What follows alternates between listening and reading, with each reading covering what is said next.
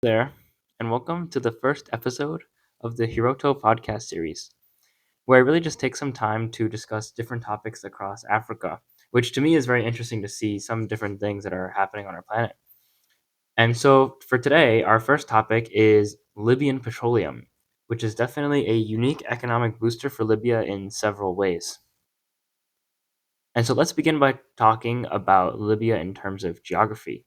And this is important to understand because without the prime location that Libya is in, like which is along the Mediterranean Sea, and with the natural oil deposits, Libya's economy would be not as strong as it is today. And it would even be comparable to countries like Yemen, which is like the poorest country in the Middle East. And especially with the civil war and the economic government crisis since 2011, pretty much the oil economy has been the saving grace for Libya's government. And so, oh yeah, so as I previously mentioned, Libya is located in the Middle Eastern part of Africa, the Middle Eastern part of the world, and the northern tip of Africa, right on the Mediterranean Sea. And Libya is considered oil rich because it possesses large proven oil reserves, particularly concentrated in the Sirte Basin, which is located right here. And Libya holds the largest proven oil reserves in Africa, which is really interesting. And these reserves were mostly discovered in 1959, and the country's economy has really taken off since then. The oil reserves is basically supporting the Libyan economy. And so the next thing we're going to talk about is why the Libyan fuel economy is a bit more unique than other nations. And that is the petrol smuggling that occurs at the Libyan Tunisian border or other sub Saharan countries.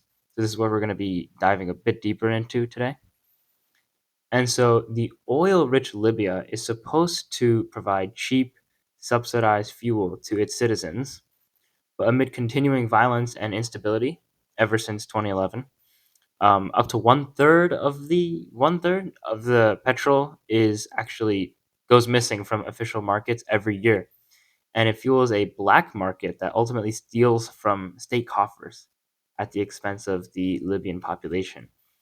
And so you can basically call this the black market of petrol, and you'll see petrol being sold roughly 10 times the price across the border than what you can get within the Libyan country. And traditionally, petrol in Libya is extremely cheap. It's roughly 3 cents a liter. And so I just put a little comparison image here. So 3 cents per liter in American conversions would be roughly whopping 11 cents per gallon. So that is very cheap. It's almost free for the Libyan citizens. And because of this cheap price, all of the fuel available in petrol stations in the remote areas of Libya, like here in the northern part of the desert, they're basically immediately bought out by black market operators, and they wait for remote petrol stations to restock, and then they would just buy it out completely, and they would bring it to other countries, sub-Saharan African countries, Tunisia, Algeria, and all that. And it's a good business for these people. And because this happens all the time, a lot of fuel shortages occur in areas in Libya outside the city. And so even if you're within the Libyan border, if you're driving across the desert or something, most likely the gas stations will not have any petrol in it, and you'll have to go to the black market to purchase petrol as well.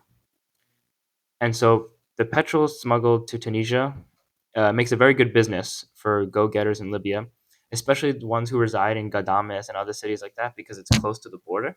So it's easy for them to be able to transport lots of fuel across.